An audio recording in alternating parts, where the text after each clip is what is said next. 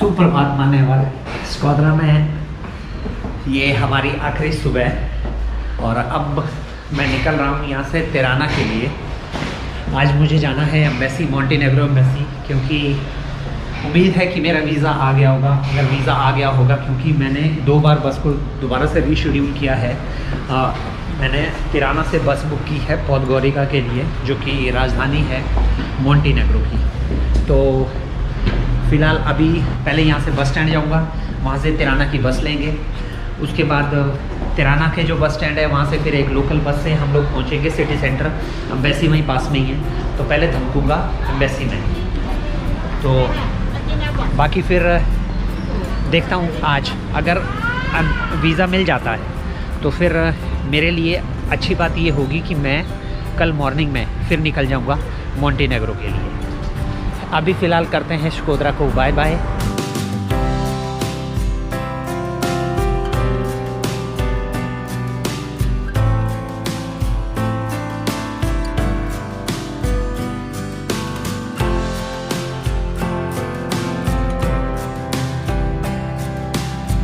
सुबह सुबह लगती है बसें शायद, एक भागती है दूसरी लगती है।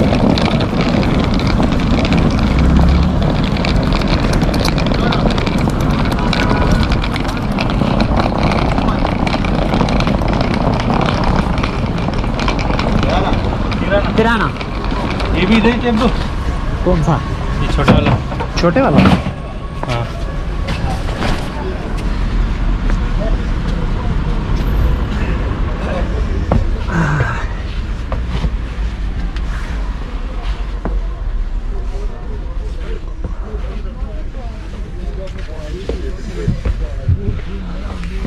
ठीक है ना भाई? हाँ भाई, ये देखो आज ढक्कन वाली लेके आया। ठीक है बोला भाई ढक्कन खाली दे, पीने में भी रहते।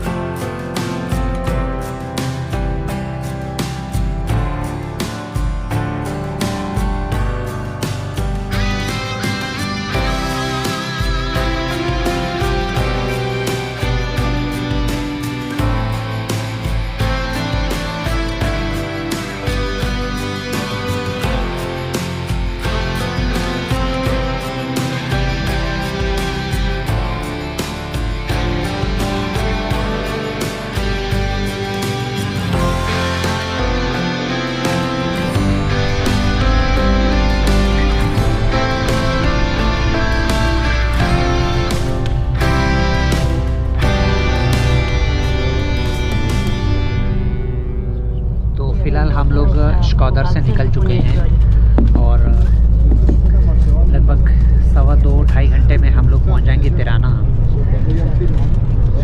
ये जो बसेस हैं यहाँ की मुझे काफ़ी कंफर्टेबल लगी, जो खास करके बड़ी बसेस हैं। ज़्यादातर जो ये बसें हैं ये है मर्सिडीज़ की, और इसमें जो किराया है वो है 350 लेक। कोई बड़ी बात नहीं है, 100 किलोमीटर के 350 लेक, ठीक है, चलता है। और यहाँ पे जितनी बसेस हैं वो सारी की सारी प्राइवेट बसेस हैं। मतलब यहाँ पे कोई, जैसे हमारे यहाँ पे होता है कोई कॉरपोरेशन है, कोई ट्रांसपोर्ट का अलग से डिपार्टमेंट है, मुझे ऐसा कुछ दिखा नहीं। ज़्यादातर जो बसें हैं वो सारी प्राइवेट हैं। और एक बात है कि ये टाइम के बड़े पक्के हैं। 10 बजे का टाइम था इस बस का और 10 बजते ही ड्राइवर भागा और स्टार्ट करके भगा ली बस। ये अच्छी बात है। फिलहाल मेरे राइट साइड में खूबसूरत अल्बानियन पहाड़ियाँ।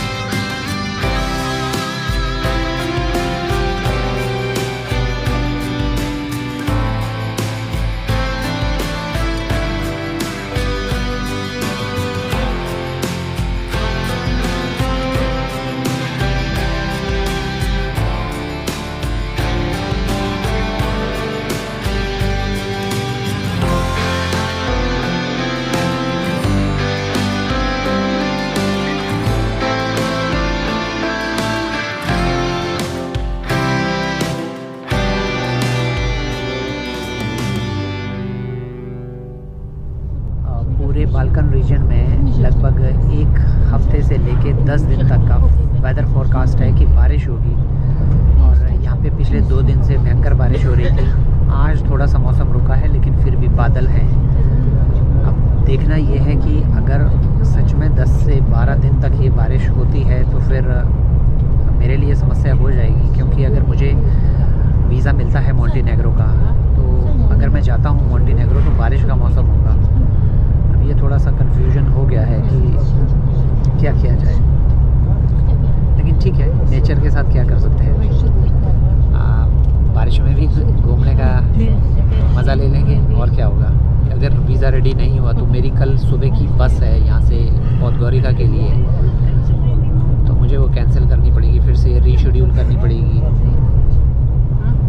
पहले तो कंपनी ने कर दी, अब पता नहीं वो करेगी कि नहीं, देखते हैं। होनी तो चाहिए क्योंकि उनकी टर्म्स एंड कंडीशन में है कि आप 24 घंटे पहले तक कर सकते हैं। 24 घंटे तो सुबह 8 बजे, अब 24 घंटे से भी कम टाइम है। देखते हैं क्या होता है।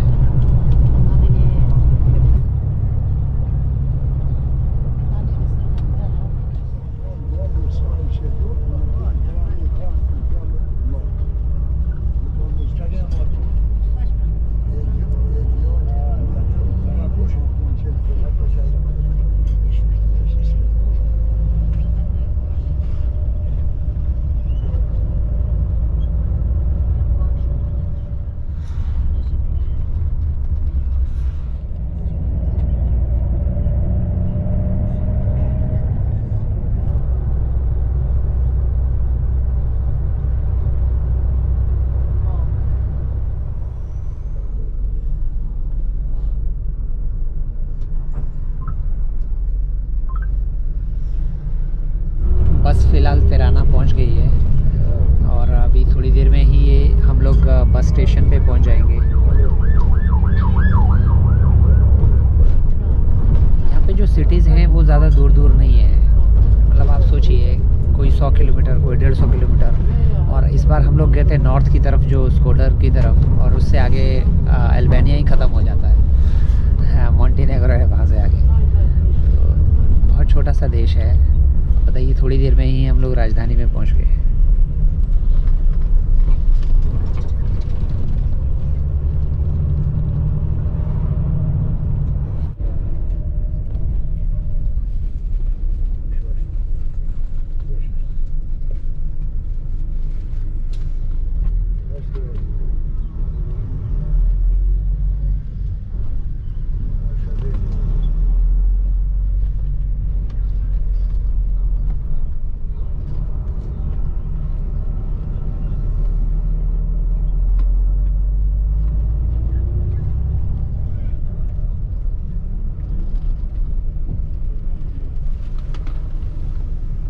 आगे किराना, अपना बोरिया बिस्तर ले लेते हैं।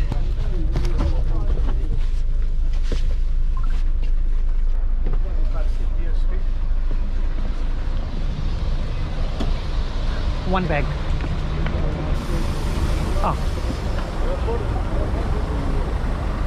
भाई अब जाके डकार आई जब निकला बाहर, अब 2 मिनट रुकना, ऐसे डायरेक्ट नहीं जाएंगे।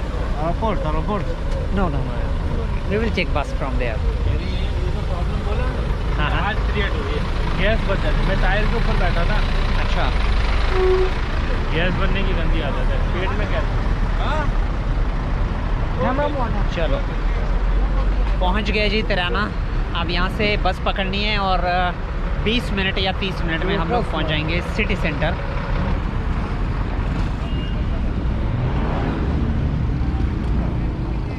ये हम लोग आ गए जी तिराना, और यहाँ पे एम्बेसी है अब लगभग 200 मीटर पर। पहले भाग के वहाँ चलते हैं क्योंकि 1 बजे एम्बेसी बंद हो जाती है। 12:40 हो रहे हैं अभी, 20 मिनट है। हम लोग पता करेंगे, अगर आ गया होगा तो किस्मत अच्छी है, नहीं तो फिर गड़बड़ है। उसके बाद फिर आज यहाँ पे रहने का हिसाब किताब उसके बाद देखेंगे कि कहाँ जाना है, क्या करना है, उसके हिसाब से करेंगे। यहाँ पे एक एक्सीडेंट हो गया है।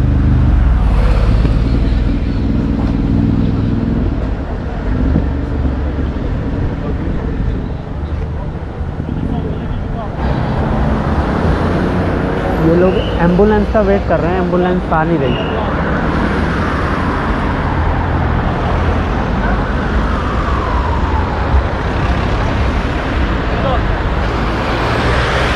आ गई एम्बुलेंस आ गई।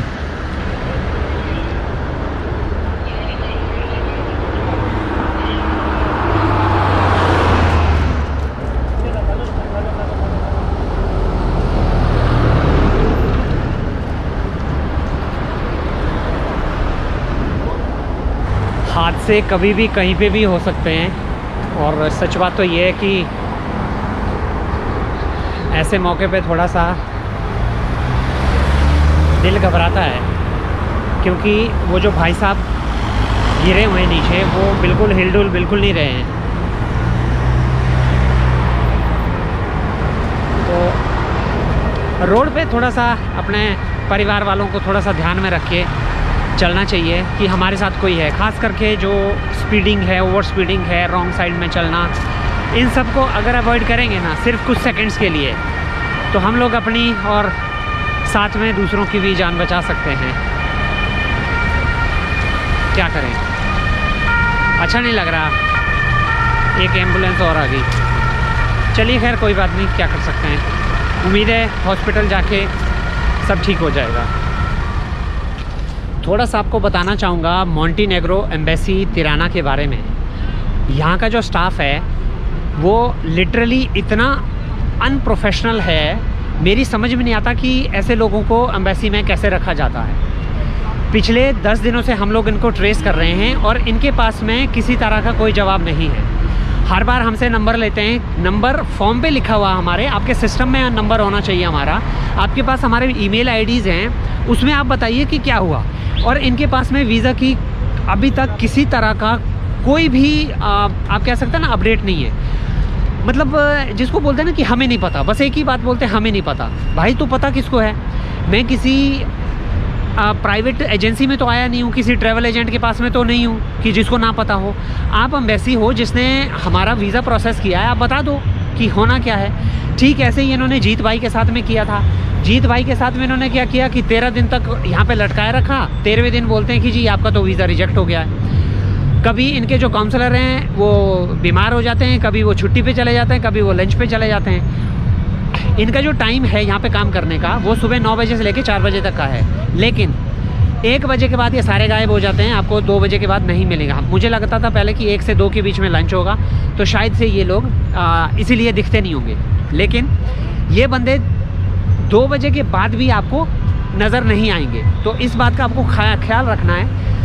मैं समझता हूँ कि हमने गलती कर दी कि हमने अल्बानिया से जो वीज़ा है वो अप्लाई किया, क्योंकि जो लोग सर्बिया से वीज़ा अप्लाई कर रहे हैं उनके वीज़ा जो है 4 से 5 दिन में अप्रूव हो रहे हैं और आ रहे हैं, और उनकी वो कहते हैं कि हमारे पास तो कॉल आते हैं एम्बेसी के।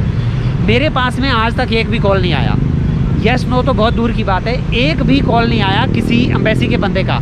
और जब हम जाके पूछते हैं तो हमारी शक्ल ऐसे देखते हैं कि जैसे कि हम कोई नए आदमी आ गए हों। अरे यार तुम्हारी एम्बेसी में कितने लोग आते हैं भाई? मुश्किल से 2-4 इंडियन, यहाँ पे 2-4 इंडियन ही आते होंगे ना। 2-4 इंडियन अगर भाई साहब 6-7 बार अगर चला जाए किसी जगह पे तो बंदे को वैसे शक्ल याद हो जाती है। हम लोगों ने भी नौकरियाँ की हुई जहाँ पे हज़ारों कस्टमर आते थे, और कस्टमर की हम जो है ना एक से दूसरी बार जब देखते थे तो पहचान जाते थे कि कस्टमर कौन सा है। और तुम्हारी एम्बेसी में कौन आता है, कितने लोग आते हैं इस रीजन में? तो वैसे ही तुम लोगों का वीज़ा फ्री है, ये लोग तो आते नहीं होंगे वीज़ा अप्लाई करने। आते कौन है? जो बाहर के लोग हैं। कितने आते हैं? पूरी एम्बेसी इनकी खाली रहती है। इतना बेकार रवैया, इतना बेकार रवैया। अभी भी मुझे बोला कि आप अपना नंबर छोड़ जाओ, हम आपको कॉल करेंगे। मैं यहाँ पे तिराना में हूँ, अपना टाइम वेस्ट कर रहा हूँ। मुझे डेली यहाँ पे अपार्टमेंट के पैसे देने, जबकि मैं कहीं घूम सकता था। मतलब हैरानी की बात है। अब समझ नहीं आ रहा मैं करूँ क्या। लेकिन अब मैंने भी सोच लिया, अब इनको परेशान करना शुरू कर दूँगा। मैं कुछ नहीं करूँगा, हर 1 घंटे में इनको फ़ोन खड़काऊँगा कि बताओ। हर 1 घंटे में इनको फ़ोन करूँगा कि आप प्लीज़ मुझे बताओ। देखते हैं फिर क्या होता है। मैं अब छोड़ूंगा नहीं इनको। मैंने पे किया हुआ है, सर्विसेज के लिए मैंने पे किया हुआ है। भाई आप जो है ना मेरी कोई फ्री में मदद नहीं कर रहे हो। मैंने आपको 35 यूरो दिए हैं, जितने आपने मांगा उतने दिए हैं, तो मैं सर्विसेज लूँगा, ठीक है। अगर आपके दूसरी एम्बेसी सर्बिया में जो एम्बेसी अगर वो इतना फास्ट काम कर सकती है तो आप क्यों नहीं?